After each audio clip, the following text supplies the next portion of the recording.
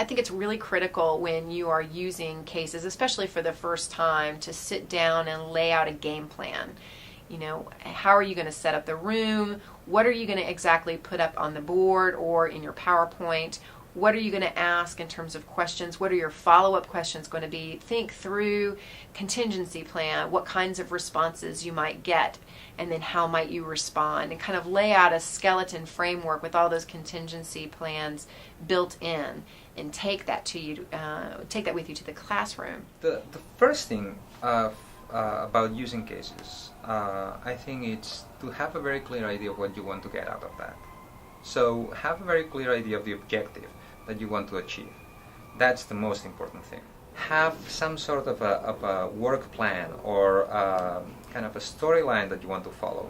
And especially at the beginning, I find it very useful. For example, the first time I teach a new case, I find it very useful to write, literally write 10, 15 questions that are kind of the milestones that I want to cover. That I gain most from the cases itself, such as in my international marketing course, where a certain set of questions were provided ahead of time, and you were supposed to kind of think about those questions in the back of your mind and look for those answers in the case. And although later on in the classroom discussion those questions weren't the main questions that were being discussed, it still helped you try to derive a sort of discussion and debate form from those cases.